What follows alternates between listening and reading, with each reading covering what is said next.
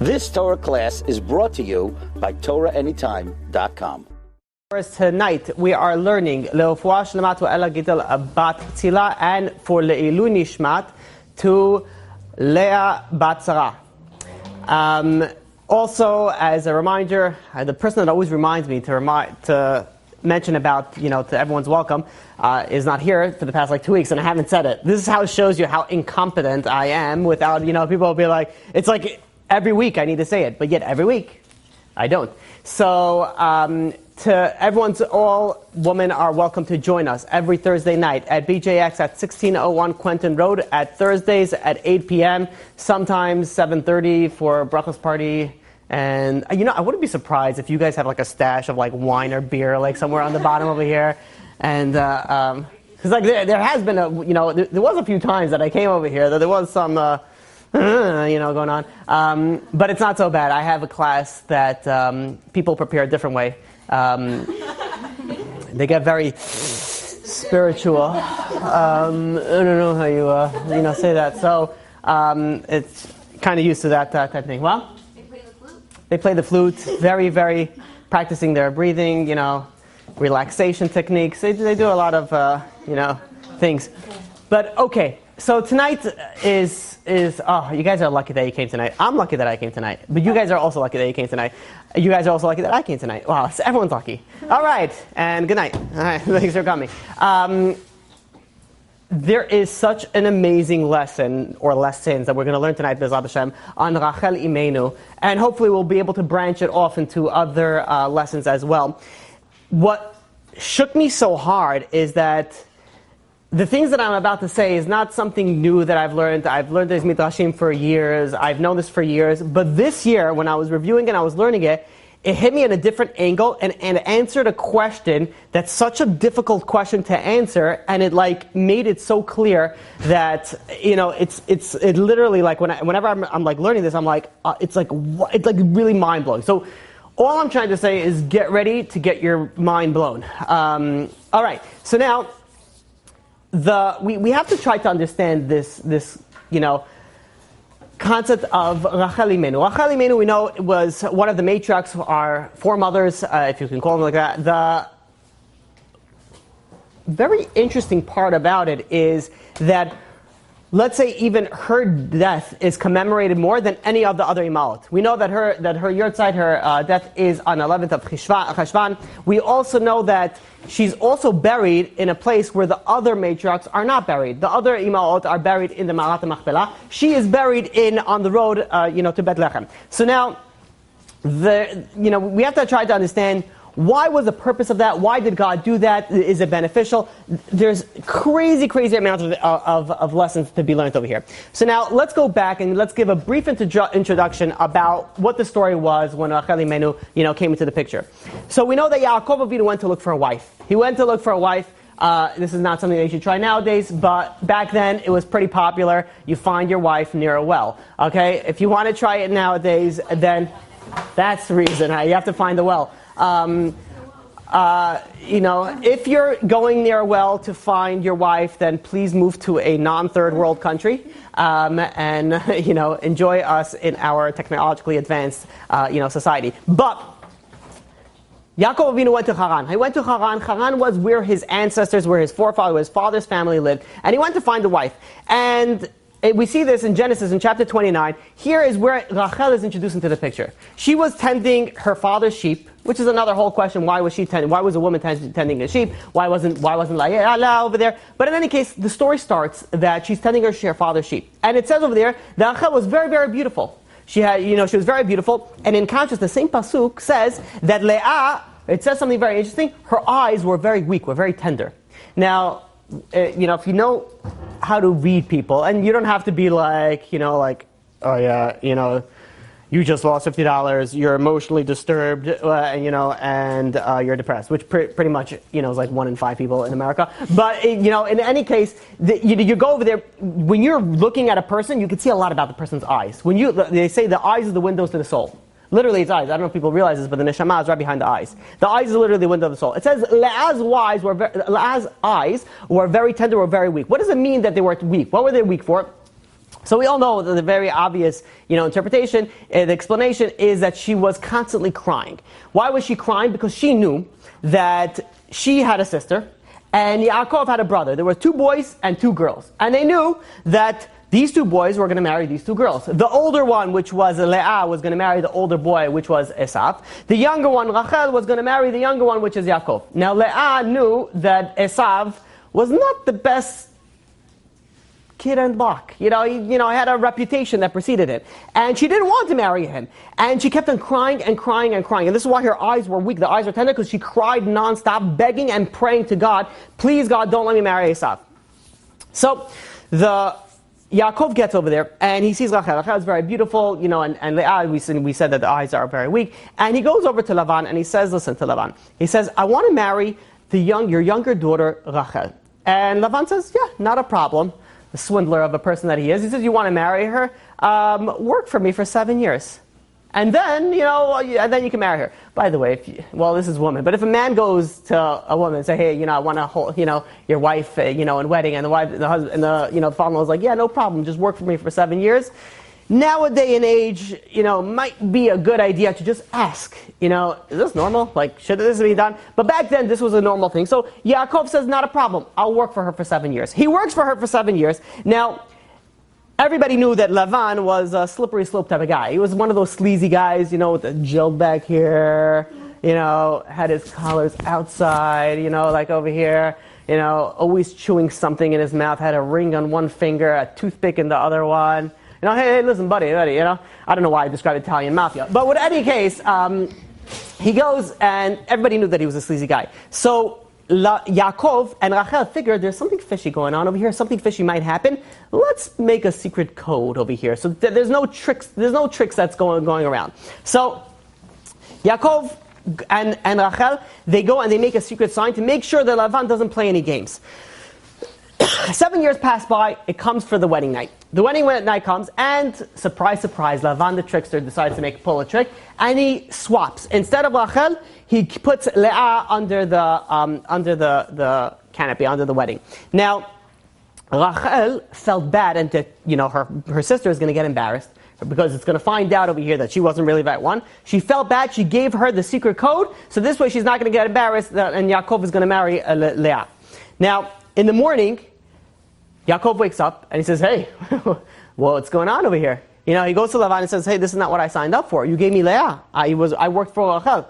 So what did Lavan answer? He says, no, it doesn't work like that way over here. It works over here. First you marry off the older girl, and then you marry off the younger girl. So that's how we do it over here. So Yaakov goes and says, Lavan goes to Yaakov and says, hey, listen. He says, all is not lost. Work for me another 7 years, and then I'll give you Rachel. Right, fool me once, shame on, fool me once, shame on me, fool me twice, fool me once, shame on you, fool me twice, shame on me, fool me 3 times, shame on we. We don't know what I'm talking about anymore. Okay, I said it wrong, all of them, on purpose. Okay, so, so Yaakov says, fine, I'll work for you another 7 years. So he says, he didn't have to work, he finished the Sheva Bachot over there, went a week, then he married Rachel, and then he worked for Lavan another 7 years. Now, Rachel's life was not easy from the beginning. Her sister married her husband, or apparently was supposed to be her husband. And not only that, she had a hard time with children. Finally, that she did have a child, she had Yosef. About 7-8 years later, she had another child, Binyamin. And then when they entered Eretz Yisrael, Binyamin, when she gave birth to Binyamin, she passed away during childbirth. And not only that is she was buried in the path. She wasn't buried in Mount Machpelah. She was buried on the path to, in the beginning of Eretz Yisrael. So now the question we have to ask is over here is Rachel gave up a lot for Leah. She gave up her husband. She gave her the secret code. She made sure that she's not going to get embarrassed. So finally she ends up marrying Yaakov. But after all that, what's her reward? That she not only did she have to share her husband with her sister and her maidservants, but not only that, she also didn't get to even, be with him in the next world. Obviously not in the next world, but she wasn't buried next to him. Leah was buried next to him. Rachel was not buried next to him. This is her reward. She sacrificed so much, and this is what she got. You ever had that question? What's going on over here? This is her reward. So I want to share with you a true story that happened in World War II in Romania. There was a person by the name of Shalom Ozer Braun, and he used to work in antiques and Judaica, business. And he had 10 children, And he was very, very, very strict when it comes to religion. Like, you don't mess around with him when it comes to religion. Especially when it comes to chinuch, the education of his children. When it comes to religion, the best schools, only the best. There's no outside influence. Everything was very strict to code. And the time came that Nazis entered Romania, and lo and behold, they set up shop right next door to his house. He had a very nice big house. Right next to his house, they set up shop. He realized this is not going to fly. He packed up, and he moved to the far end of town to a little shack. And, the word was going out, what was going on with the Nazis and what Germany was doing. And they realized that people need to leave. And this came wind to this person, Shalom Ozer Braun, his sister-in-law, started understanding what the situation was, that she calls her brother, and his name was Shmuel. He was brothers with this person that we're talking about, the main character, if we may. So she calls her husband, and she says, listen, he says, she was pregnant at the time, and they had one child. And he says, listen, you got to get out of Romania. You got to get out of here. No one's going to survive. Take our son. Her son's name was David. Take our son and go to Eretz Yisrael. Just get out, whatever you can. She wasn't able to leave because she was pregnant, but he says, you have got to leave. So she convinced him that he went, and he decided that he's going to try to take as much family members as he possibly can. He was able to convince another brother of his by the name of Noach that was also willing to go and purchase a ticket. And they went and they purchased 3 tickets. One for the father, one for the son, and one for the brother. Now, meanwhile, this brother who purchased a ticket goes over to the brother with the 10 kids and says, listen, he says, it's not going good over here. Come with us. You're able to leave. Let us leave right now. So the guy was a strict. He says, where are you going to go? You're going to go to America? America's terrible education for the children. He says, what's going to be with them? They're going to end up going to be like, non-religious? God forbid? Absolutely not. He says, where else are you going to take them? To Israel? Israel wasn't that better. Enlightenment also reached over there. He says, nothing doing. We're staying right here. And he tried to convince him. He wasn't able to. The sister-in-law heard that this brother was not interested. She says, let me talk to him. She goes over and she talks to him. She says, listen, I understand that you don't want to because of chinuch. She says, at least be like Yaakov Avinu. Yaakov Avinu split up his camp. This way, at least part of it will survive. At least if you go send, some of your children over here, some of your children here, at least you have something to survive. She says, at least send 2 of your children with my husband. Let them at least survive. So he was thinking about her logic made sense. And she kept on saying, she said, listen, don't worry about it. My husband's going to take care of the chinuch. He's going to make sure that they have the top of the level, education that they need. So he decided, fine. After long, discussion, he says, fine, I'll send my 2 oldest. He had 2 twins. He had an older boy by the name of Eliyahu and a girl by the name of Chaya. He says, they're going to be able to go with you. They went and they purchased tickets for them as well. The week before they were to depart on the ship, the mother of the 10 children decided that she didn't want her her 2 oldest children to go into Israel looking like refugees, which they were. Says, let me go and get dressed to buy them expensive clothes, let them dress them nice so they look, when they come into Eretz Yisrael, when they come into this as a refugee, they'll look like royalty and hopefully they'll be treated like royalty. So she goes and she purchases them a new suit, a new set of clothing, new shoes. And they decided they're going to wear it the first Shabbat before they go. They're going to wear it as, the first time to wear things on Shabbat, which is always a good idea, just FYI. If you buy something new, always wear it for the first time on Shabbat. Always a good thing. So they go and they're wearing the new clothes on Shabbat, and the oldest son, Eliyahu, is walking back from shul on Shabbat day. And all of a sudden, there's bombing that's happening in their village, in their town. There's shells that's flying everywhere. Everybody's scrambling, running for coverage. And he's so nervous over there. He's sitting over there, and he's running for coverage. Meanwhile, he has to run in the mud and the dirt, and he's thinking, I have brand new shoes. He says, well, I'm going to ruin my shoes. He takes off his shoes, and he's running barefoot, dodging from place to place until finally he makes it home. His mother sees him walking home. She hugs him. She kisses him. She starts crying. She says, look at this miracle. Look at this unbelievable miracle. We never had such a bombing over here. Baruch Hashem that you made it. The father was standing in the corner over there, very stern face, very strict. And she goes over to him. She says, you see this miracle? He says, I didn't see any miracle. I saw a complete and utter desecration of Shabbat. He says, my son, in front of my own eyes, he took off his shoes and he was carrying on Shabbat? He says, you know how to carry on Shabbat? He says, if this is my son, is going to do this under my roof, he says, what is he going to do in America? What is he going to do in Israel? He says, absolutely not. He's not leaving anywhere. My son and my daughter are staying right here with me. And the sister-in-law went over to them and says, listen, there's bombing, this, you can't. He tried to talk some sense. He's nothing doing. He was extremely strict. Some people may call it fanatic. He's like this. He is staying right here, and my daughter's staying right here, nothing doing. So the date came that they were supposed to leave on the ship. It was December 11, 1941. The brother, his son, and the other brother, so Noach, David, and Shmuel all departed the ship called Struma. They departed the ship in the port of Romania, and they bid their family farewell. And they realized that this is the last time that they're going to see their family.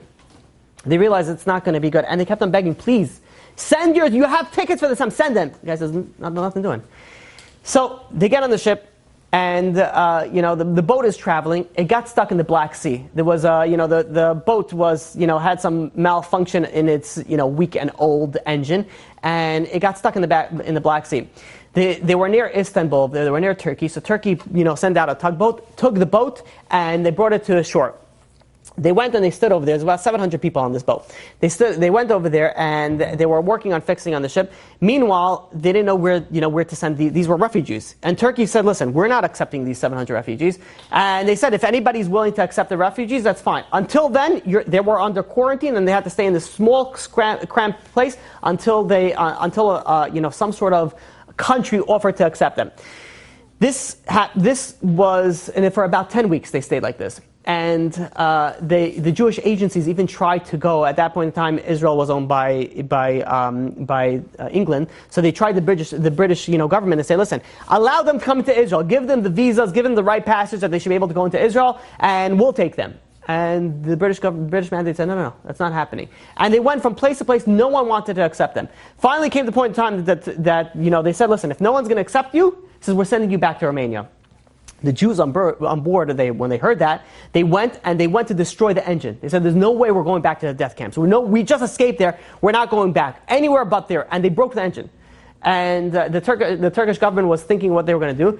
They said, listen, you think you're going to hurt us? They took a tugboat, they put it in international waters, and they just left the boat drifting over there. He says, whatever happens, happens. This happened on February 23rd, 1942. On February 24, one day later, after they were put in the middle of the ocean, on February 24th, 1942, the Struma was hit by a Russian submarine, by a torpedo. And all 700 people on that, there was 103 children, 272 women, and 393 men, all perished among them, including, the two brothers and the son that was on that boat. There was one survivor by the name of David Stolar who went and told over what happened.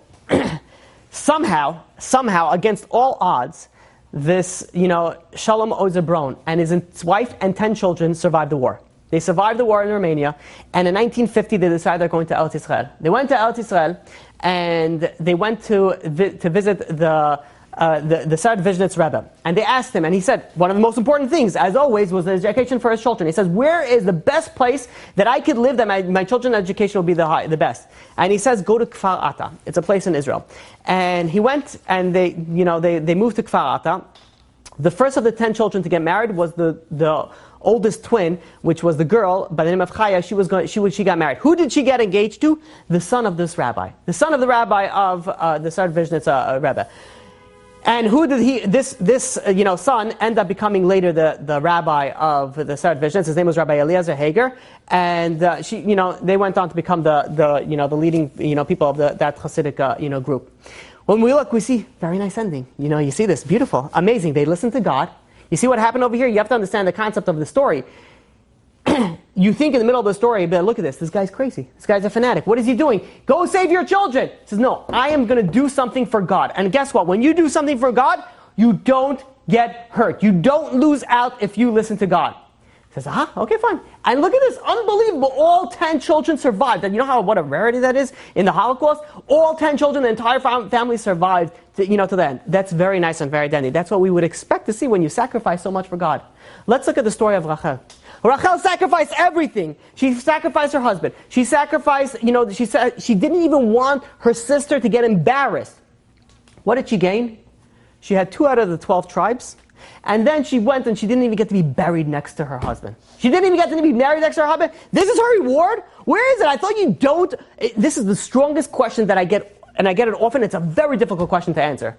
I don't understand. He says, you always say, and everybody, Rabbi always says, if you do something for God, you don't get hurt. You don't get hurt. Not hurt. You don't get hurt. Look at Rachel. Could you have a better question than Rachel? Rachel says, I gave everything. I gave everything up. And this is what I get. This is my reward. She could have asked that. There are many people that say, listen, I go and I pray and I pray and I pray, and the person passed away. And they go, I pray, and I don't have a shidduch. And let's say there was, sometimes, you get engaged, and it doesn't work out. And, so the girl or the guy, whoever breaks off the engagement, thinks, you know what, this guy's crazy, psychopath. And guess what? He's not. He was a great guy. He ended up becoming a multimillionaire. He says, God, what happened? He says, I prayed, and this is what you give me. This is the reward. People pray, and there's no panasah. People pray, and the person dies. People pray, and there's no shidduch. What's going on over here? Where is the point of it all? This is such a powerful question, and this is such a difficult question to answer. And can it be a bigger question that Rachel could ask on God? Rachel said, I gave away everything. I didn't even want her to be embarrassed. She didn't have to do that. I didn't even want her to be embarrassed. And this is my reward. So let's look a little bit deeper onto the story. There's a Rashi in Genesis, chapter 48, verse 8, that when Yosef and Yaakov are talking, Yaakov goes and tells Yosef, he says, listen, I want to tell you why your mother was buried in the road and she wasn't buried, in the Ma'at Machpelah like everybody else is going to be. And he says, this is because God told me to do this. This is Rashi. He says, God told me to do this. Why? Because there's going to come a time when the Jewish people are going to be exiled from their land. And they're going to pass by the tomb of Rachel. They're going to pass by the gravesite of Rachel. And they're going to go and they're going to pray over there. And in her merit, they're going to go and they're going to be saved. And they're going to be able to return back into the Holy Land.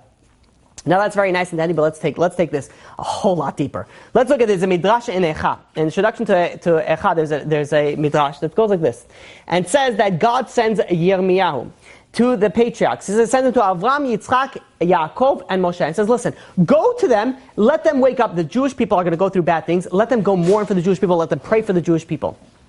So he goes to Avraham. And he goes to Abraham gets up there and he starts begging to God and he says, God, please. He says, I was willing to sacrifice my son. Do you know what that means? Do you know what the test that Abraham had? Abraham, he went and he preached to everybody else, do not sacrifice your child. Because back then, human sacrifice was a huge thing. And Abraham would say, this is not what God wants. God does not want you to sacrifice your children to God. And then God tells him, hey, your test is sacrifice your child to God. You know what a test that is? And Abraham said to God, I didn't ask any questions.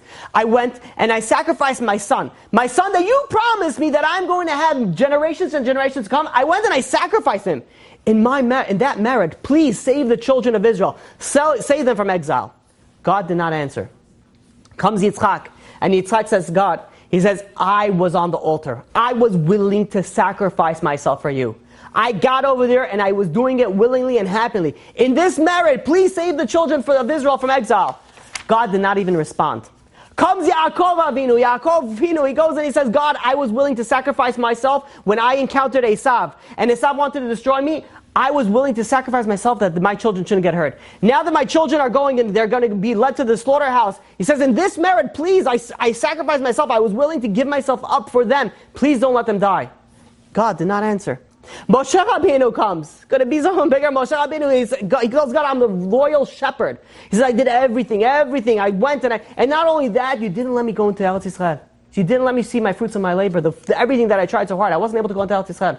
He says, now that the Jews got into Eretz Yisrael, you're going to send them out and you're going to be part of the exile, and you want me to mourn with that? You didn't even give me part in this merit. Please, God, please go and please save the Jewish people.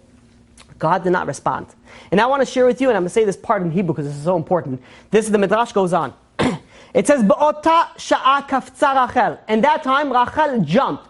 Meaning, she wasn't summoned to the party. She jumped on herself. She came out on herself. And she goes and she says, listen, she says, Yaakov worked for me for 7 years. And when the 7 years were up, they wanted to make a switch for my sister. And she says it was very hard. It says, it was very difficult. You think, of course, everything's easy for Rachel Imenu. Of course, she'll do anything. She says, no. This is what she says. The Midrash brings down over there. It was very, very difficult for me to give up my husband. You know how difficult it was? And not only that, I had an intent to double-cross my father. I gave the secret code to Yaakov. I knew that. I figured something like this was going to happen. I didn't want it to happen. And it was very, very difficult. And then what? But then I had mercy on my sister. I had mercy on her. He says, look what she's going to be, so much embarrassment. And then I heard a crazy chidush. I heard from Zechariah Wallerstein. Listen to this crazy chidush. Fast forward a little bit forward. Reuven, Leah's child, goes and finds Dudaim. Dudaim, a question what you say. Franklin says, there's I forgot the other, interpretation. There's different ideas of what it was. Well, it was a certain plant that sort of helps you conceive.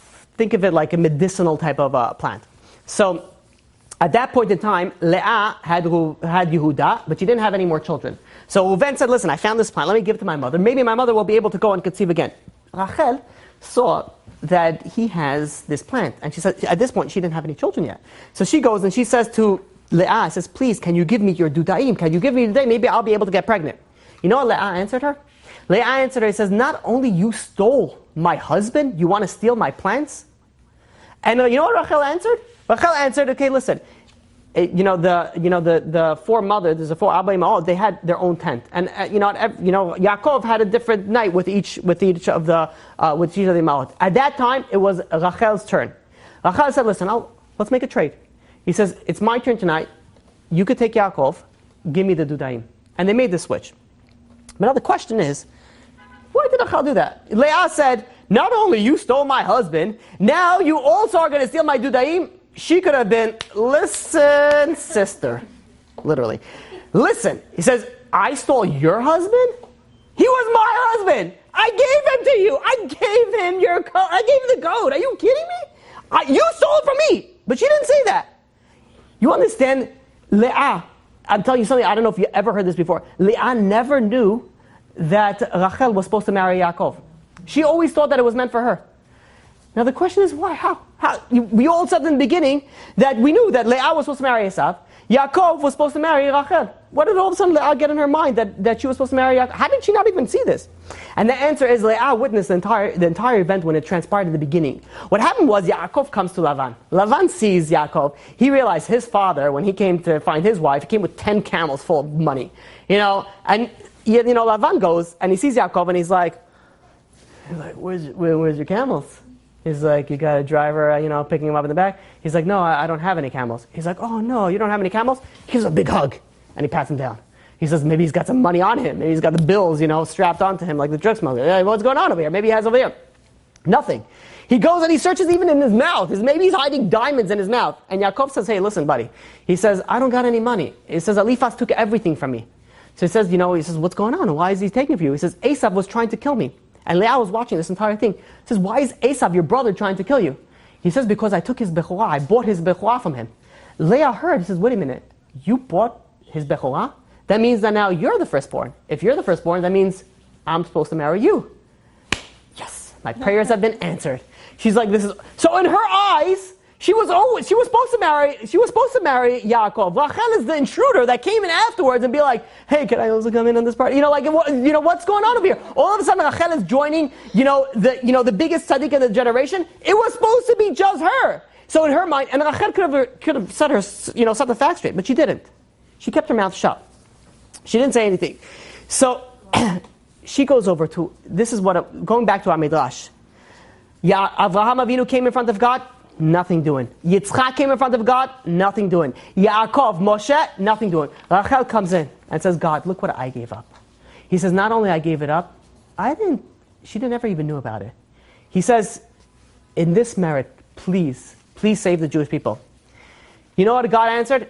God answered, says the Midrash, Bishvilech Rachel, for you, Ani machzirat Yisrael lemekoman. For you, I'm going to get up. He didn't answer any of the other ones. He says, for you, I'm getting up, and I'm going to return the Jewish people to their place. You realize, out of all the mothers, Mama Rachel. How many songs do we have of Mama Rachel? Cry for us again. You have all the popular songs, about Mama Rachel. What about Mama Leah? Mama Bilah, Mama Zilpah? There's all, where's the rest of it? Why is it Mama Rachel's everything? Because she's the mother that goes and prays for us. She has such a power of prayer that no one else has. You have hundreds of thousands of people visit her grave yearly. You don't understand what goes on. There is a whole army base going on. If you guys ever see over there, there's huge things. You could go over there. There's bulletproof buses. Why is, out of all the graves, everyone's going to Mama Rachel? Why don't we have that same type of thing to so many other graves we could mention over there? Why only Rachel? Because there's a power in Rachel. There's something going on over here. It says a pasuk in Yirmiyah, chapter 31, verse 14. It says, Kol berama nishma. A voice is heard on high. A high, like they're talking about, like really, really high. What is it? Rachel mevaka al banea. Rachel is crying on her children. She's crying and she's crying. And you know what God answers her? God answers her and He says, restrain your voice. Your voice. Restrain your tears. I want to read it for you, this pasuk over here.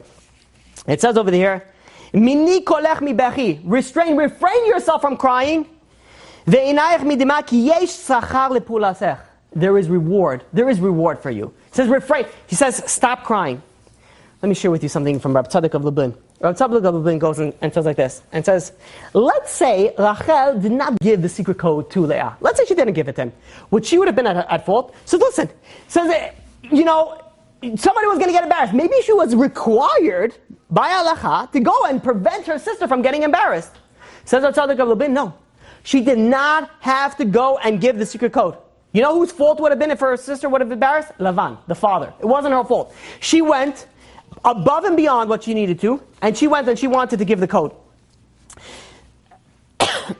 Not only that, and this is what she goes to God. She says, God, just like I went, and I had compassion on my sister, please have compassion on the Jewish nation.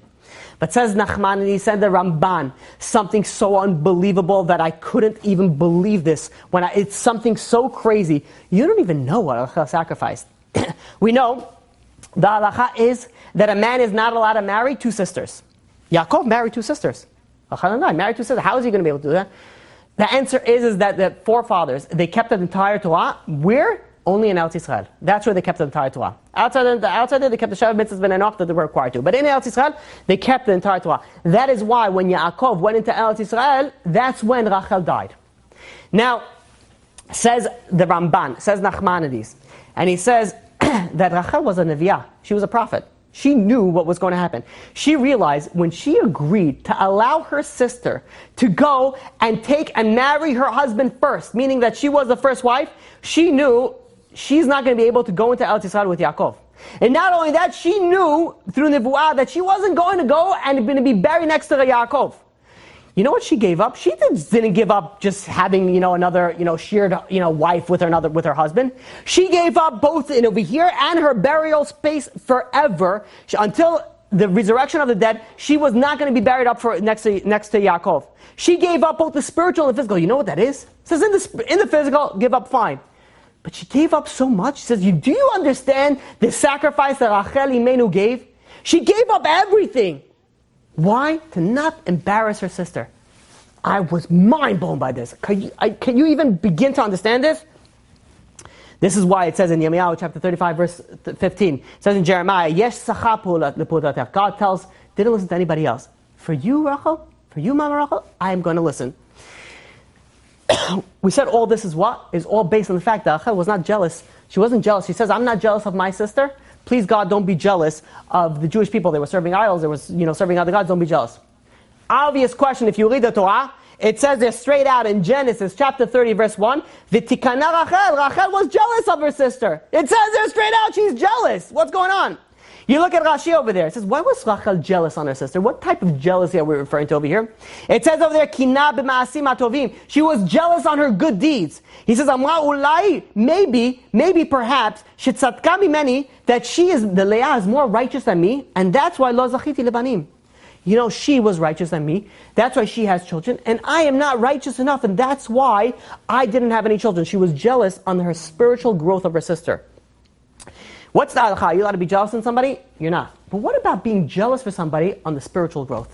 That you're allowed to. And now that it's a good thing. It's called as kinat sofrim. You're allowed to be jealous of someone's spiritual growth, because that would make you want to grow also. You might make her want to grow as well. Now, what was she jealous about? Listen to this fascinating idea. Leah named her first son Reuven, her second son Shimon, her third son Levi, her fourth son she named Yehuda. This time I'm going to thank God. Why did she say thank you to God? Why was she by the fourth son? She made a very, very simple calculation. There are 4 wives. There's supposed to be 12 tribes. You take 12, you divide it by 4. Each mother you think would have 3 children. She had 4 children. She says, God, you're giving me more than everybody else. Now I'm going to thank you. And that's why she named her son Yehuda. By the way, just FYI, you know what? We're referred to as Yehudim. Why are we referred to as Yehudim, as Jews? Why are we not referred to as Reuvenim, Shimonim, Yisacharim? Why are we referred to as Yehudim? Because it is incumbent and it is important on a Jewish person to have a karat tov. You have to be grateful. If you're not a grateful person, look into you. There's something wrong with you. Spiritually, there's something going on over there. You have to, as a Jew, you need to be grateful. That Yehuda, we come from Yehudim. So now, says Rachel sees this. Rachel sees that, look at the level that my sister was able to reach. She was so grateful. She had such a karat tov to God. She named her son Yehuda out of the gratitude.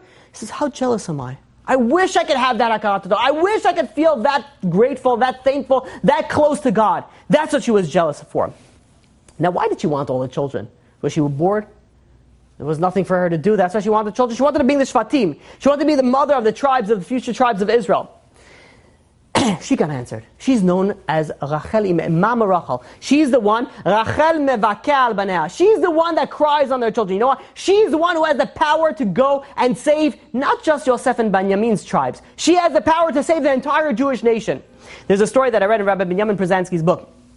He reads something. He says a story about Reb Chaim Shmulevitz was with the Rosh Yeshiva of Mir Yeshiva, and the Rosh Yeshiva would go every Rosh Chodesh to go and pray in the kever, in the graveside of Rachel Imenu.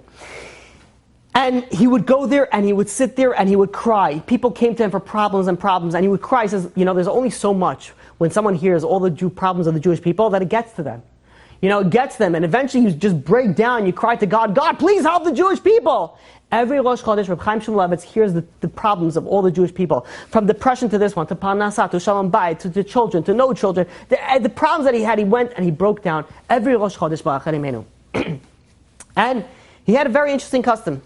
After he finished praying, he would back up, and then he would say, Vain Mama Rachel, vain. Cry, Mama Rachel, cry. And then he would depart. So the student that would be driving there, finally built up the courage and asked him, he says, Rabbi, I have a question. It says over there in the Pasuk, it says that God told Rachel Imenu, it says, Ma'ani kolech mibechi. Don't cry anymore, Rachel. He says, there's going to be reward for your thing. He says, don't cry anymore. God tells Rachel, don't cry. Says the student to the rabbi, he says, how could you tell Rachel Imenu to cry if God himself tells Rachel Imenu not to cry? You know what the rabbi answered him? The rabbi answered him, he says, for a father to tell his daughter to stop crying, that he could do. But a son could always tell his mother to cry. And he says, yeah, mommy, cry. Cry for the entire Jewish nation. Who has the power to do this? Rachel Imenu has the power to do this. And only Rachel Imenu, because of all that she went and she sacrificed. We think she lost out. She didn't get to go next to Yaakov. She didn't get to go. Look, she didn't lose out. She had the power. She is the mother of all the Jewish nation. She's the one that you go and you cry, and she's the one that has the power to answer your requests. There's a story that is told, another true story. There was a person in Israel who had 13 kids, lives in a 2-bedroom apartment. He learned in college. He made a very, very meager salary. His wife was a ganenet. She went and she took care of a kindergarten, group kids. And together with the salary, they were able to cover the rent for two bedrooms with 13 kids. Try to picture that. 2-bedroom apartment with 13 kids. They had enough money for rent, vegetables, and utility during the week, and some bread, and on Shabbat, chicken. That's all they covered.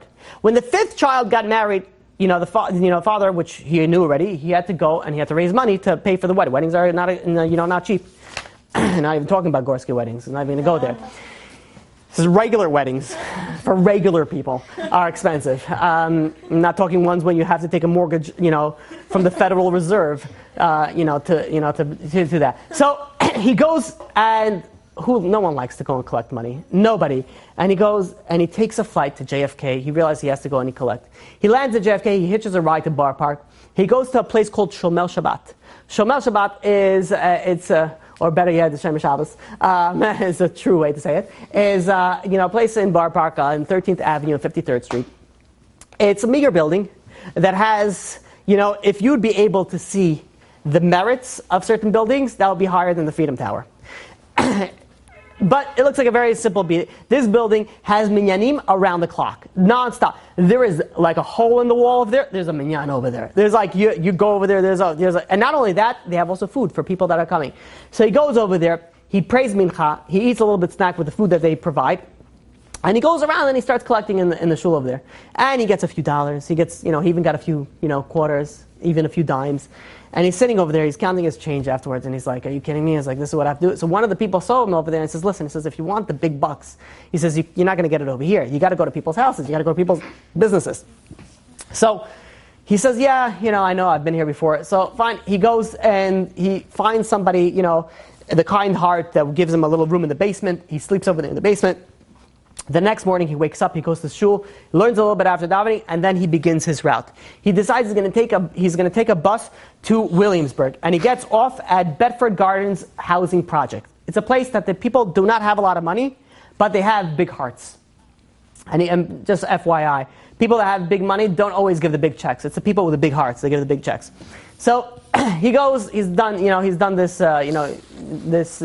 route before, and he starts by the first building, starts knocking on the doors, and he gives a whole spiel. By the way, if anybody ever comes to you and says you this, you have to understand this is his 1,000th time that he's doing it today. Hey, he's collecting for his family, and his family has there's a daughter, is getting married, it's the 5th child, yada yada yada. Even if you can't give them anything, at least give them a kind word.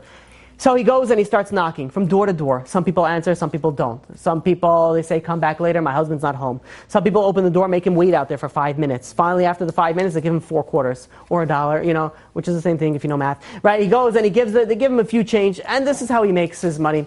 Every so often, you find a righteous person that actually treats him like a human being and says, hey, listen, would you like to come in? Maybe I could give you something to drink, something to eat.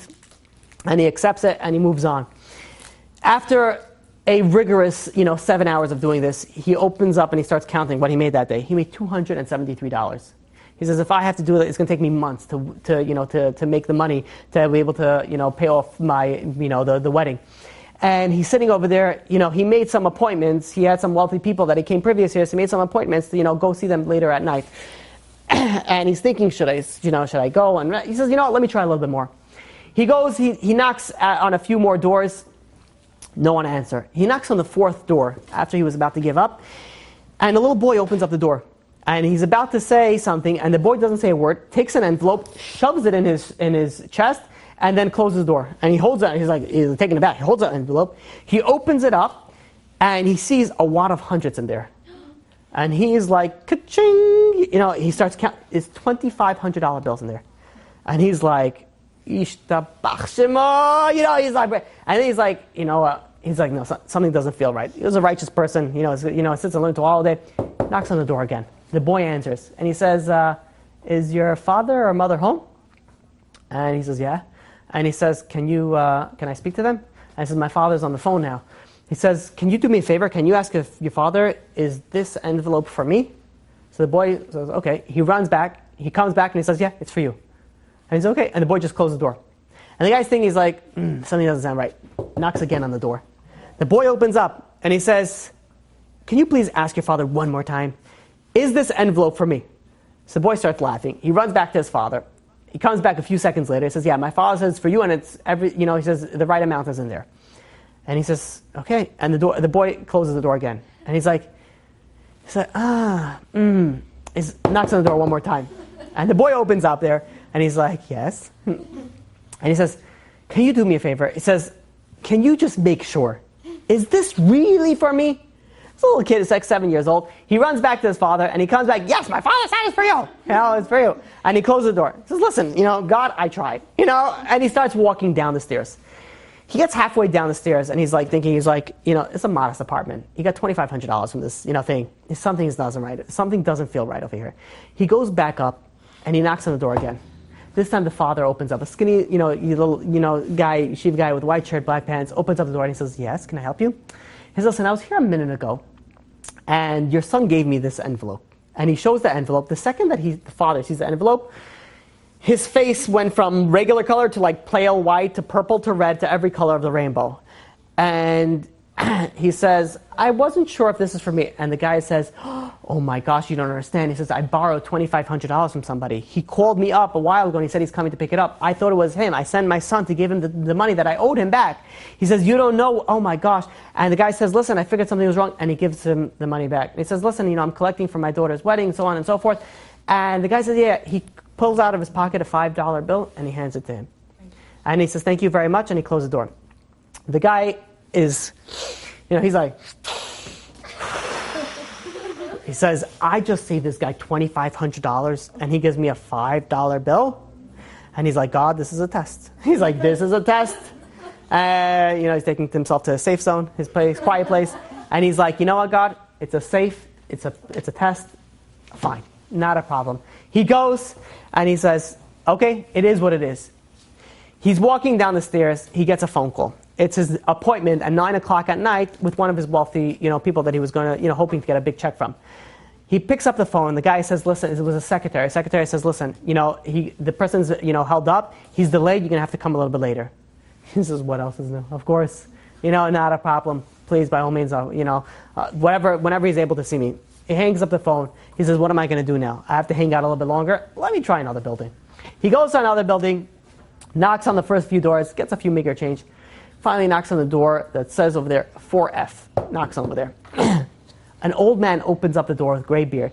And he looks at him, and the old man suddenly has a huge smile on his face, grabs him, brings him inside, and starts singing like it's Purim. He starts singing and dancing with this collector. And I don't know if you have ever been in this situation, but imagine this situation. You're sober, and then you have a drunk friend that comes along.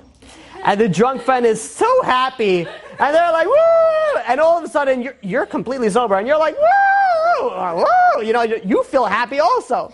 It's contagious. And all of a sudden, he's dancing. He had such a stressful day, and this guy is singing and dancing, and he's singing and dancing with him, and eventually he's like, and after a few minutes of them dancing in a circle, imagine you see that scenario. This scenario would be weird unless it's two Jews doing it. Once it's two Jews, especially if the two Jews have long pants and they have a white yarmulke with black letter. But even any Jew, you sitting and see them dancing in the street, you're like, okay, whatever, it's cool. It's not out of the ordinary, especially if you've been in Israel, especially in Sfas. So finally, the collector goes and says, why are we dancing? So the guy says, God was so great to me today. And he says, cool. He says, you don't understand. He says, I'm a retired, the old man telling him, he says, I'm retired. I invest money in stocks. He says, I invested, quite a large sum of money in a stock, and people thought I was going crazy, that I'm just throwing away money, because there was nothing doing with the stock. Today, the stock went public. He says, I made $50,000 profit today on the stock. And then he says, I made 50. And then he started taking his hand and they started dancing together again. And they started dancing. And meanwhile, after a few minutes dancing, the guy is looking at his watch and he says, listen, I'd love to dance with you, but I got to go. I have an appointment. So, but he never even mentioned to him that he's a collector. They were just dancing the whole time. So he says, what are you, an insurance broker or something? He says, no, I'm collecting for, my, he says his daughter is getting married. His daughter is going, and he says, oh, okay. He takes out an envelope from his pocket and hands it to him. It's a very fat envelope. He opens it up. There's 100s, 50s, 20s, and 5s over there. And he looks at it and he's like, he's starting to shake. He's like, what's this? He says, that's for you. He says, all of it? And he's like, yeah, all of it. He says, $5,000. He says, I made $50,000. I have to give him Asel, 10%. I told God, if I make money on this, the first collector that comes to my door, I'm giving him everything, the entire 10%. He says, you're the first person. It's all yours. The guy starts bawling, crying. He says, listen, it's a good thing. I gave you $5,000. No reason to cry. He says, you don't understand. He says, you don't understand what a test I had 20 minutes ago. He says, I just gave up $2,500. I gave up $2,500. I thought I'll never see it. He says, not even a half hour goes by and I make double that. He said, this is what happens. You do something good, you don't get harmed. You go and you listen to God. You become religious. You become this. You're not going to lose out. You're not going to lose out. The problem is that you're never going to lose out. That's a promise. But sometimes when do you see the promise? You could see it in a half hour. You could see it in 5 years, like the story we saw earlier about the Shalom Ozer Bron, that he went to Israel, and then you saw that he, or sometimes you see it like a Chalimenu, that you have to wait until the next world. And the next world that you'll see that you don't lose out. But one thing is for sure. You go and you pray for a shidduch. You pray for someone to pass away. You pray for someone not to pass away. You pray, it depends which part of the, if you're in the mafia, you're probably not here. But if you are listening to this class, please stop killing people. Okay, but besides that, if you're going and you're praying that somebody should go and should live and shouldn't pass away, and the person passed away, you're praying for shidduch, and you don't get the shidduch. You're praying for it, and you say, God, what's the point of it all? It's obviously not working. You don't care about me. You don't care about anything. I'm just dull, and you throw away the towel. We learned the lesson from Rachel Imenu. Never give up. You don't know what power it has in the prayer that you have, in the sacrifice that you give. It's not going to get lost. You are going to get rewarded. Says God to Rachel. There's going to be reward. Sometimes we'll see it soon. Sometimes we won't see it until after 120. You pray for somebody. The hardest thing that you could possibly do is you pray and you pray and you pray. Someone's sick, a dear friend, a dear relative, somebody very dear to you. You pray and they pass away. And they pass away, and then what do you know? There's no end. Well, what could be good? We don't know. I don't know. Nobody could tell you what the reason is. But one thing is for sure, that prayer did not go for waste. That prayer could have helped the children cope. That prayer could have helped the grandchildren, the husband, it could help her in the next world. Whatever it is, it could help. We don't know, but nothing goes to waste. And if you do something good, you will for sure 100% be rewarded for it. When Yaakov met Rachel for the first time, you know what he did? It says over there, Vayisa et kolo vayivech. He saw Rachel, and he cried. Why did he cry? Because he saw, says Rashi, that she's not going to be buried with him. He saw in Ruach HaKodesh, he saw in Nevuah, he saw in prophecy. Why is she not going to be buried with him? Because she's going to go and she's going to be crying for her descendants and for both of their descendants. They're going to be in exile, and Yaakov joined her in her prayers. And he went and he also cried. He says he knew what Rachel is getting into. He knew what he's doing, and he went and he also cried. Now we see something so fascinating. Let me take you another small journey on Yosef. Yosef, we see in Genesis chapter 45 verse 1. Yosef is meeting his brothers. And he's about to reveal himself that he is Yosef, and that his long lost brother to the 12 tribes. And he goes, and the pasuk says over there, it says, "V'lo yuchal Yosef leitapek," and he wasn't able to hold himself in anymore. And you know what he told all of his Egyptian guards? Get everybody out. Why did he tell that everybody out? Says Rashi, he did not want his brothers to be embarrassed in front of the Egyptian guards, because his brothers are the ones that sold him to the Ishmaelim, to the Arabs, and which sold him to the Egyptians. He says, if they're going to be so embarrassed of what they did, I don't want my brothers to be embarrassed in front of other people. He went and he says, leave. Everybody leave. I'm alone. And he was putting himself at risk over there. His brothers at that point in time were not buddy-buddy with Yosef. They thought there was a ruler who just wanted to cause him problems. They were ready to take revenge. They were ready to kill him. Says Yosef, I don't care. They're not getting embarrassed in front of these Egyptians. And you know what Yosef goes? And Yosef says, Ani Yosef. I am Yosef. Ha'od avichai. He says, my father's still alive. And it says over there, Nivalum bepanav. They got shaken, they got scared. Why they were embarrassed. It's like, oh my gosh. He was right all along. His dreams were correct. Everything was correct with him all along. They were so embarrassed. You know what a regular person would have said at that point in time? Who's laughing now, bro? You said you're not going to be bowed down to me. Well, guess what? You just bowed down to me. Mic drop. This, I am the one who's right. You know what Yosef said? He was like, hey brothers, don't worry. It's not your fault. God sent me here.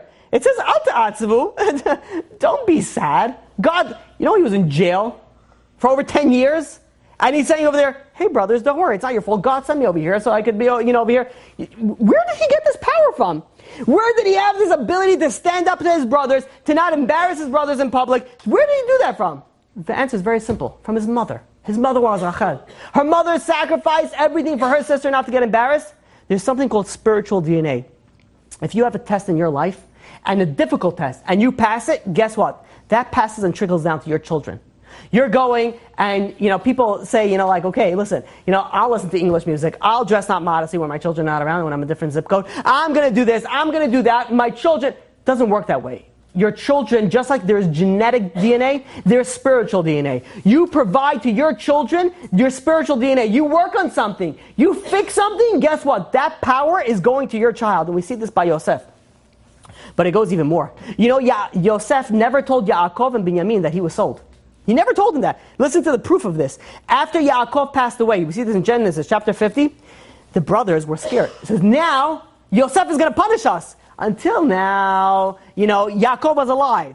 So he wasn't going to hurt us because his father, we're all part of the brothers. But now that that our father passed away, maybe Yosef is going to take revenge upon us for selling him. So they went and they sent messengers to Yosef.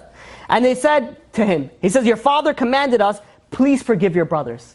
Now, the Gemara tells us, the Talmudic sages tell us, Yaakov Avinu never did that. Never told him that. Yaakov Avinu never told him that. This is a lie for the sake of peace type of information. The brothers made this up because they were afraid that their brother Yosef was going to hurt them. And they lied for the sake of peace. And we know, by the way, you're allowed to lie for the sake of peace. And again, details on this, ask your local Orthodox rabbi.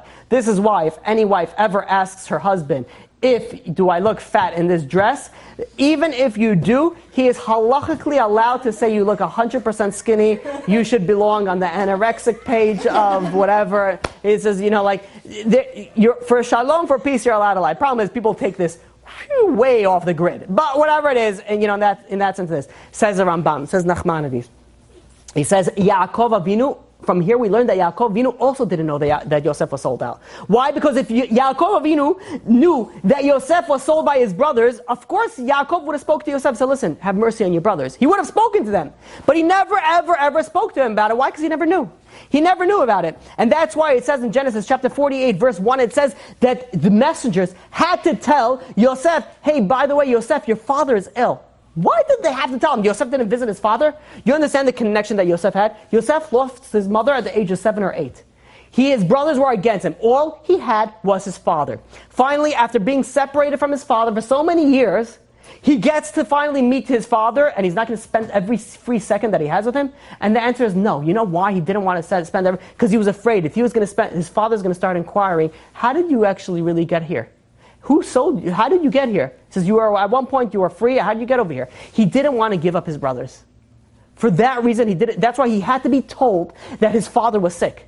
That is the extent that he went to. And even his brother Binyamin, also, the Be'am Loetz in Parashat Miketz goes and brings down that when Binyamin first met Yosef, their brothers from the same mother and the same father, when they first met Yosef, Yosef had a special book.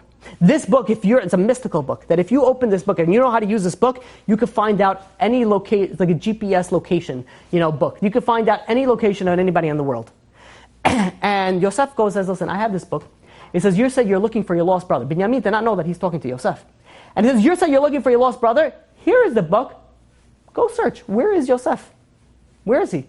So Binyamin opens the book, he goes and he says, listen, my father taught me how to use this book, Binyamin says. He opens the book and he does it, he closes it, opens it up, does it again. Yosef says, what's going on? He says, is it working? He says, no, something's not working. He says, why? What do you see? So Binyamin tells the viceroy, which is Yosef, he says, I'm doing it right, but every time I do it, it tells me that my brother is standing right here next to me. And it's only me and you, so it can't be that. So I did it again, and the same result came. And I did it again, and the same result came. Says Yosef, I am your brother. And it says, what happened? He says, Yishmaelim sold me to here. He never mentioned that his other brother sold him. He never once mentioned to anybody else that his brother sold him. Where did he get that power? You know what a crazy power that is? Being separated from your family for so many years, being put in prison, being put in a foreign land. The first thing that you should say would be like, aha, I got you. I'm right, you're wrong. Nah. That's the first thing that any normal person, any regular person would do. But look at Yosef. With the power that he had. Why? Because Rachel. Rachel gave him that power. The power of spiritual DNA. And this answers such an important lesson that we need to learn. We go and we start thinking, and we start saying, God, look, I do so much for you. I do so much. We all do so much for God, as if God owes us. Right? Look at me, I'm doing so much for you. Where is my blessing? Where's my shidduch? Where's my husband? Where's my wife? Where's my children? Where is my parnasah? Where is the health? Where is everything? We go and we complain, and we go and we sit and we complain, and we say, look at what we do, look what we sacrifice. And God says, don't worry. There is going to be reward to every single thing that you do. You might not see it now. You might not see it in 5 years. You might not see it in 10 years. But I guarantee you at the end, you will see it and you will realize the power, the blessing of everything that you had. There is not a single prayer that does not go unheard. Every single prayer. You could think that you're praying for something time and time again and it doesn't get answered. Guess what? It's going to get answered. But we don't know how it's going to get answered. Everything has a power. We see that with Rachel. The craziest idea that after everything that she gave up, she didn't see her answer only until after she passed away. And then, what an answer she got. What an answer. She has the strongest power. She was able to save everybody. Everybody in her merit. Nobody else was able to come close to Rachel because of what she did. Now, if you guys give me a few more minutes, there's some lessons that we could learn for Lavan, and we'll finish with this. Lavan, he was a trickster. And not only that, he was such a slimy sleazebag of a trickster, that he went and he even deceived his own people. Now, what happened was when Yaakov went into this, to this place, there was a big boulder on the well. And why was there something covering the well? Because there was a shortage of water. So they didn't want one shepherd to come in and take all the water for everybody. So what they did is that they made sure they put something really, really heavy, that all the shepherds had to come together, lift the boulder, and then they would all be able to share the water equally. But all of a sudden, Yaakov comes, and the water was flowing freely. There was a blessing. When you have a righteous person, there's a blessing in the land. And Yaakov, being the righteous person, came, and there was a blessing in the land. Yet Lavan goes to he gathers a town hall meeting. He gathers everybody. He says, listen, guys. He says, we all know when Yaakov came, our water situation, the problem went away. He says, we all want him to stay. I have a plan, but I have to make sure you're all in on it. He says, listen, I'm going to make it, he's going to want to marry my daughter, but what I'll do is, I'll make him work 7 years, and then we'll make a wedding. He says, but I need your involvement on it. And each one says, you each have to give me a deposit. So he went and he collected deposits from each and every single one of them. And what did he do with that deposit? That's the deposit that he went and he made his wedding from. He didn't even spend a dime out of it. This, fraudster. Everybody else was it's like, listen, you want him to get married, no? That's why it says in the pasuk, "V'yasaf Lavan et kol anshe hamakom v'yas mishnah." He gathered all the people of the land and he made a party. What do you mean he gathered all the people? It means just that everybody paid for their own. Everybody went and they paid. This one donated the meat, this one donated the wine, this one donated the salad, this one everybody donated something. He didn't have to put a dime out of his pocket. Now what happened is, this is something that people don't know. It's an interesting midrash, is when the wedding night came, they all sang a song. The song was Hilah, Hilah, Hilah, Hilah, Hilah, Hilah. That's what they used to say. They sang, and Yaakov heard this, and it was like, okay, that's an interesting song. But what were they singing? Hilah. If you separate it, it says Hilah. But they slurred the words together, singing like la la la, Hilah, la la la, Hilah, la. What were they saying? They were saying Hilah, meaning this is Leah that you're marrying. They were putting like a sort of like a safe place for them. That if Yaakov Avinu comes in and says, hey, you guys cheated me. I was with Leah. I'd be like, we told you. What do you think the song that we were singing the whole time? We were singing the whole time. Leah, it's Leah. It's Leah. It's Leah. We were singing it the whole time. It's not our fault that you didn't listen to our songs. But they slurred the words. This is something that people tend to justify their actions. When you know that you're doing something wrong, but somehow you say like, okay, well, technically, I'm just borrowing this money from this person's purse. So, we justify. They were justifying their actions. A lesson that you learn: when something is wrong, it's wrong. If you're gonna do it anyway, whatever it is, may God have mercy on your soul. But if you're gonna do it anyways, at least realize and understand you're doing something wrong. Don't be justifying just like the people in the town of Lavan. They went and justified it. That's lesson number one. Lesson number two, I'm going to give you 3 lessons. Lesson number 2, in Genesis chapter 29, verse 26 and 27, there it goes and says that Yaakov Avinu goes and says, hey, listen, what are you doing? He says, you promised me Rachel, and now you give me Leah. And what did Lavan says? It's not the way of our land. This is the way that we do it. And you know what Lavan said? Lavan says, okay, listen, you work for me another 7 years, v'nitna lach, and we will give you. Meaning what? We're a collective community. I'm sorry, this is all that we do together. We'll give you the other daughter if you follow the procedure. Lavan said we, as if it's not his problem, it's the community. It's not me. This is what we do. How many times do we hear, in life that we tell ourselves, everybody does this. Everybody speaks like this. Everybody works like this. Everybody talks like this. Everybody dresses like this. Well, we think that, okay, we're all in it together, so then it's okay. So then it's fine. We could all, whatever. It's fine. It's not such a big problem because everybody does it. You ever hear that? I hear that all the time. Well, everybody does it. And then you hear the same answer. Well, if they jump off of the bridge with you, be like, maybe, yeah. I don't know. It sounds like fun. How high is the bridge? Do I have a string attached to my, maybe it's a rubber band. So the idea is that, number 1, don't justify your actions. Number 2, just because everybody's doing it doesn't mean that it's right.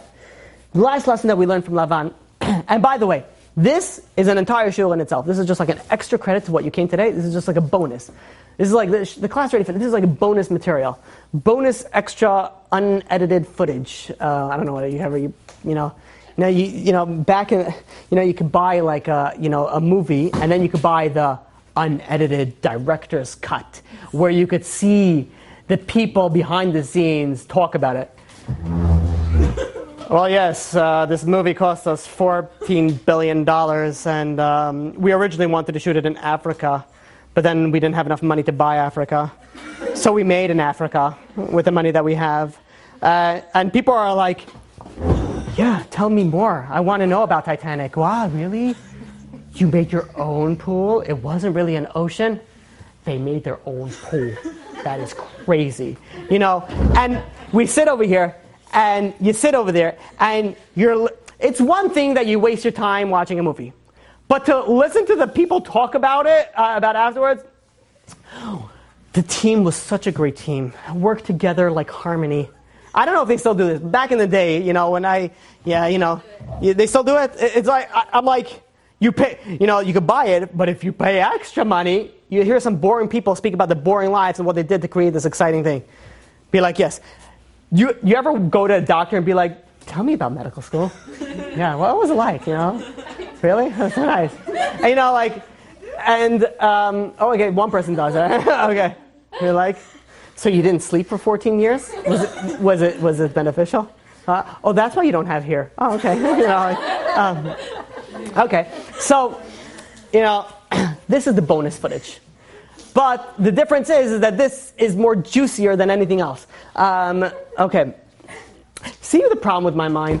You guys see what I'm talking about? This is what goes into my mind. That's unedited footage. That's true. That's unedited. Right. That's unedited. The truth is, this is edited. There's a lot more that I could speak about. So, going back to the holiness of the Torah,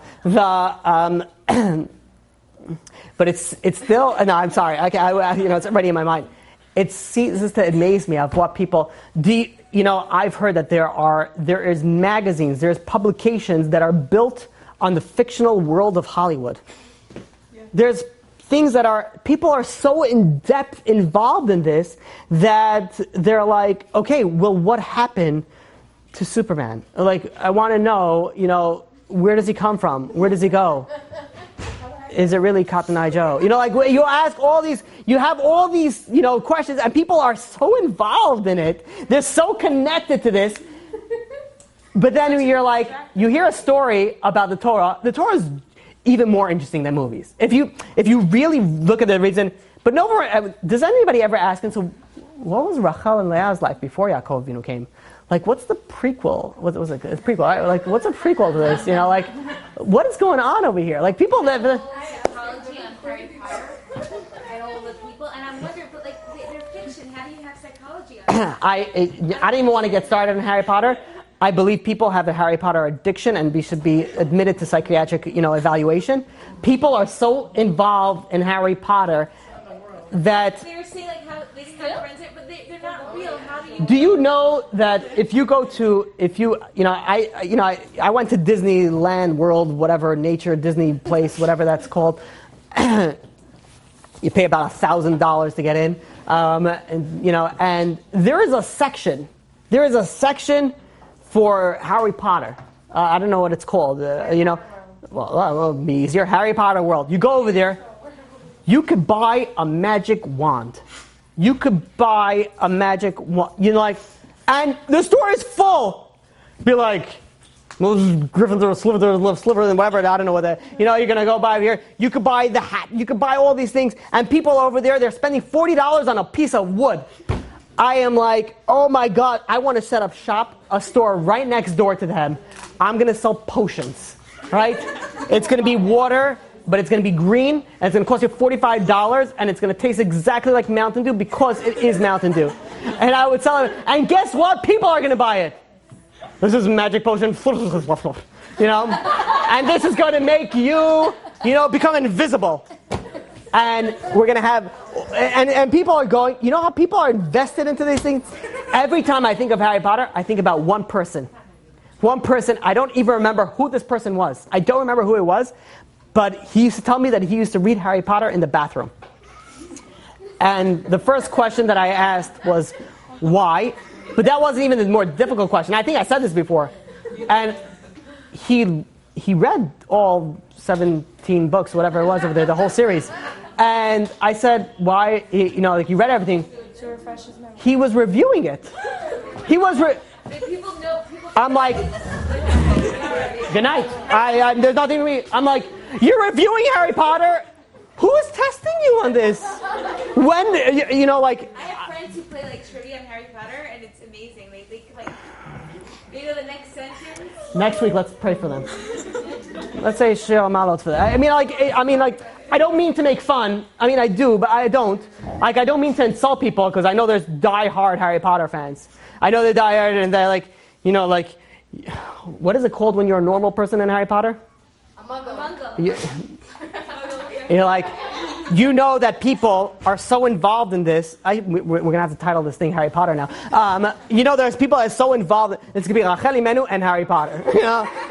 There are so many people that are so involved in this that they go and they look at other people who don't know Harry Potter. You're just a muggle. I actually read. So, did you just curse me? Like, what, I don't know what just happened.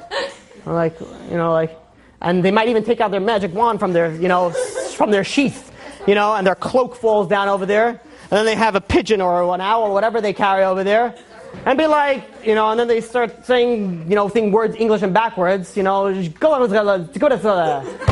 that was Russian, but whatever, you know, like, it doesn't matter. Like, it's people are involved in this fake world. They're so involved in this fake world. Now, granted, she was brilliant for being able to create this, to create this thing. That's a brilliant thing. I'm sure she's an amazing writer.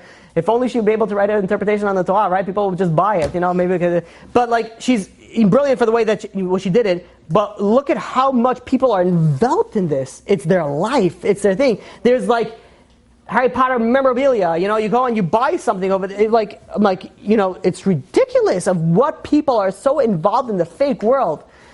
Shake this person, wake up, you know, you're not going to run into a wall and it's going to be into that. I would like to see. I read this article on Harry Potter, actually, where this boy was into Harry Potter. He wanted to go off the Zerach.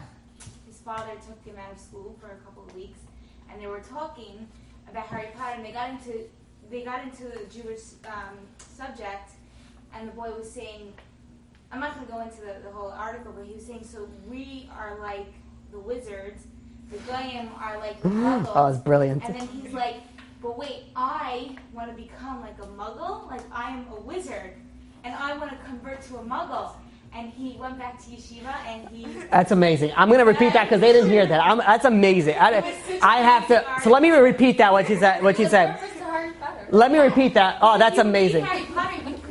Happens to be, I remember, in 9th grade, I read part of it. That's why I know. I don't remember Baruch Hashem everything, but I remember part of it. I don't know whatever happened, if he died or he ended up, you know, beating. I read it all. Okay, so like, it's. If I think about it a little bit, there's it will come back to me. There is a bad character over there that they don't even mention his name. He who can't be named. It's like God. It's like, you know, we're not allowed to say God's name. They put it on a level of like, you know, but let me, the thing that you said was fascinating. Listen to this, because you know, by the way, I had people in the virtual world, they told me this before, they're like, people ask questions, but they can't hear it. So I want to repeat that because I think it was a bomb you just put on us. There was a guy, I'm going to embellish it a little bit if I may. Okay, there was a kid on drugs. No, okay. There was a guy who was going off the derech. And all of it, you know, and he was a diehard, you know, Harry Potter fan.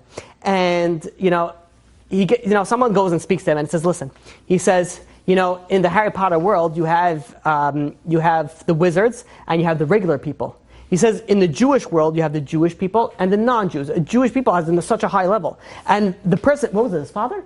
Speaking of his father goes, brilliant man. His father goes and says, listen, he says, you're a wizard. You're a wizard. You'll be able to go and accomplish so much. And you're going to go and you want to become a regular person? You want to become a regular person? And you're a Jew. You want to become a regular person? The guy says, no, I want to stay a wizard. I want to curse people. No, I don't know if it's that. He goes and he has the power to do that. If you realize, the truth is you can learn out of anything. Most people, though, however, don't learn from Harry Potter. I don't think there's much that you could come out of Harry Potter and be like, you know what, I'm going to be a better person. Yeah. Because, you know, like, we're able to fly on broomsticks together, and we're able to catch a ball, you know, like, there's nothing good. It's 100% a waste of time. Let's just be realistic over here. But there's always things that you're able to learn from anything in life, you're able to learn something. But Harry, unfortunately, you know, it was a happy ending, the truth is. I can't say it wasn't a happy ending. But in the next world, there's nothing that really Harry comes into. And if all the good that he does, the truth is, I don't even know what's going on. I'm about to say some things that I don't know. So I know I could say things about Torah. Some people know, some people don't know, whatever. I could say things about science. Some people know, some people... If I start speaking about Harry Potter, the mumchim, the experts, the Hasidim of Harry Potter, they go, on page 56, part B, section A, it says that Harry did not do this. And you said that he did? Because, how dare you? So I can't say something of what happened to Harry Potter, what not. But one thing that you can learn and you can take out, from it, that by being different is not always bad. By being different, you can gain, you can learn, you can grow. There are many people that and this is to each and every single one of us. We all think we have the biggest problems in our life. And everybody else, they don't know what I'm going through. Everybody thinks that we have the biggest issues in our life. And you know what? Everybody does have big issues. And we go through issues and we tell God, why? Why are you doing this to me?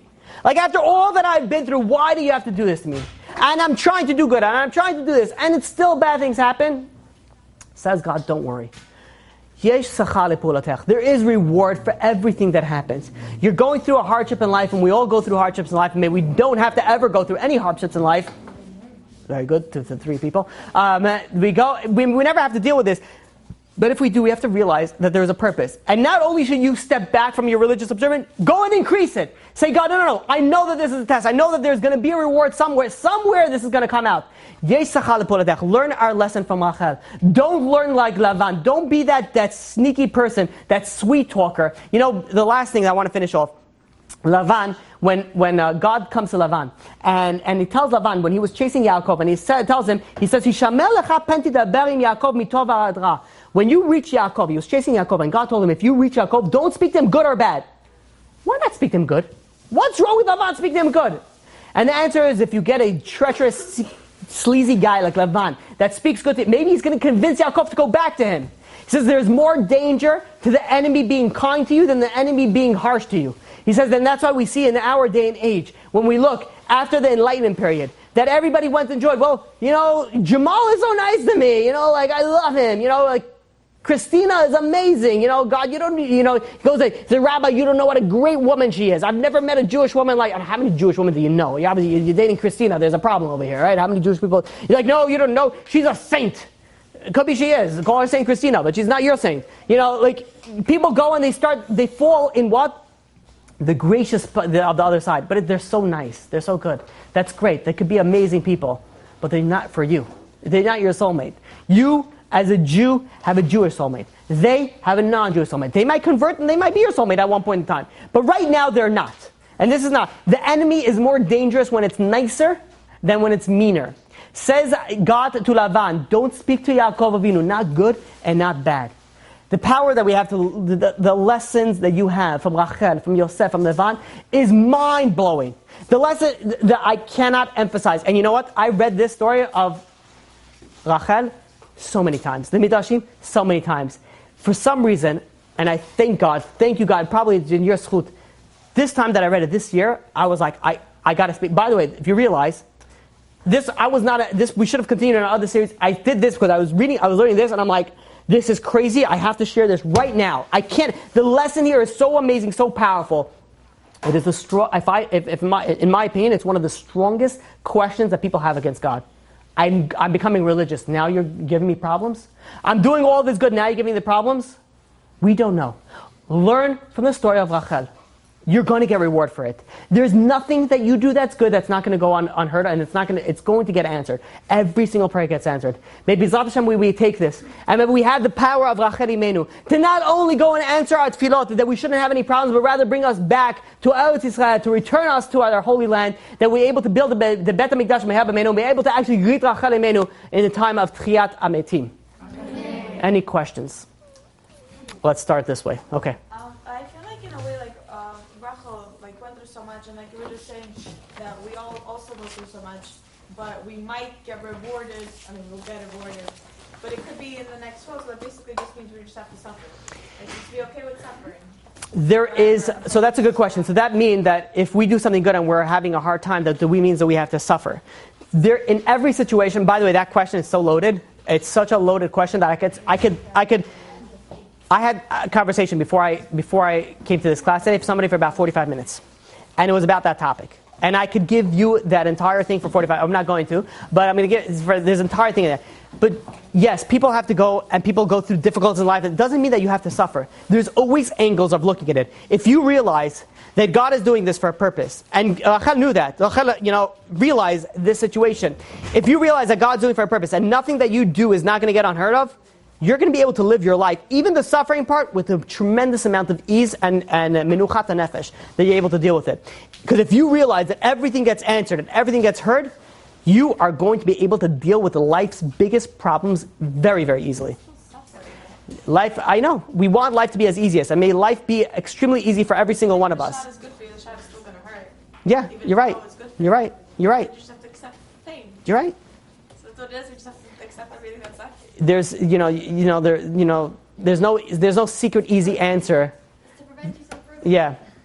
People have problems. We don't want the problems. When problem comes, we have to realize, we have to deal with it. And it's not easy. It's difficult. It's very difficult sometimes. And trust me, I know, I hear. I definitely understand. People go through tremendous amount of difficulties. Are we supposed to accept that? Just like, okay, fine. God doesn't give you a test that you can pass. I mean, I can tell you from today to tomorrow, really, it's for the best. At the end of the day, you're going through a hard time. I acknowledge that. I know that. God knows that. We pray and hope. Yeah. At the end of the day, this is what we need to do. Someone who's going through chemo, someone who's going through the lost a loved one. Life-changing events are very difficult. Life is not always balloons and butterflies. Yeah. Makes you grow. Next question? Did Yosef actually ever forgive his brothers? Yes. He said it out loud. Yosef forgave his brothers. How do we know that? Because when Yosef told him, he says, it's not your, he mentioned them, he says, it's not your fault that you came over here. God wanted me to come over here. And look at all the good that I was able to do because I came over here. So he mentioned over there, and by that, the Chachamim learned that Yosef forgave his brothers full-heartedly. Yeah. When you said tefillah, I heard something from Rabbi Fisher Schachter. He said that sometimes, he was in the office and he wanted to copy something, wanted to print something, and he was pressing Control P, and he kept on doing it. You heard this? No, but I can imagine the 7,000 copies that come out. And then somebody comes running down, he's like, oh my gosh, you gotta stop, there's just so many copies, the whole place. So he said the same thing with tefillah, we're davening, we don't see it. But it's going somewhere else. It's going and going. That's amazing. I love that. That's amazing. Any other questions? Any other questions? Okay, Chazak Baruch. You've just experienced another Torah class brought to you by TorahAnytime.com.